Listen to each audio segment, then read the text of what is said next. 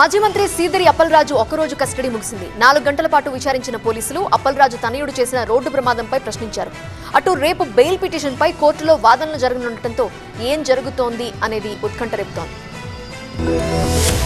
ఒక్కరోజు కస్టడీలో భాగంగా వైసీపీ నేత మాజీ మంత్రి సీదిరి అప్పలరాజును పోలీసులు 4 గంటల పాటు విచారించారు. కుమారుడు ఆరవ్ వర్మ చేసిన రోడ్డు ప్రమాదంలో ఓ వ్యక్తి ప్రాణాలు కోల్పోగా సాక్ష్యాలు తారుమారు చేశారనే ఆరోపణలతో అప్పలరాజు పైన కేసు నమోదైంది. కేసులో ఆయన్ను A3గా చేర్చి ఇటీవల అరెస్ట్ చేయగా కోర్టు రిమాండ్ విధించడంతో అంపోల్లోని శ్రీకాకుళం జిల్లా జైలుకు తరలించారు. పలాస పోలీసులు కోర్టులో కస్టడీకి పిటిషన్ వేయడంతో ఒక రోజుకు అనుమతి ఇచ్చింది. అప్పలరాజును జిల్లా జైలు నుంచి కాచిబుగ్గ పోలీస్ స్టేషన్ కు తరలించి విచారించారు. న్యాయవాది కుటుంబ సభ్యుల సమక్షంలో అప్పలరాజు విచారణ జరిగింది. యాక్సిడెంట్ ఎలా జరిగింది, ప్రమాదం గురించి ఎవరు చెప్పారు, ఎన్ని గంటలకు తెలిసింది అనే అంశాలపై పోలీసులు ఎంక్వైరీ చేశారు. తర్వాత పలాస ఆసుపత్రిలో వైద్య పరీక్షలు నిర్వహించి కోర్టులో హాజరుపరిచారు. కోర్టు ఆదేశాలతో మళ్లీ అంపోలు జైలుకు తరలించారు. విచారణకు సంబంధించి అప్పలరాజు తరపు న్యాయవాది బాలకృష్ణ కీలక విషయాలను వెల్లడించారు. బెయిల్ డిలే కావాలన్న దురుద్దేశంతోనే పోలీసులు కస్టడీ పిటిషన్ వేశారని ఆరోపించారు. పోలీస్ కస్టడీ విచారణలో ఒక్క విషయం కూడా కొత్తది లేదని, కావాలనే వేధిస్తున్నారని అన్నారు. ఘటనకు సంబంధించి గతంలో విచారణ జరిగిపోయిందని, కొత్తగా ప్రశ్నించేందుకు ఏం లేదని స్పష్టం చేశారు. అప్పలరాజుకి బుధవారం వరకు రిమాండ్ విధించగా బెయిల్ పిటిషన్ పై కోర్టులో విచారణ జరుగుతోందన్నారు.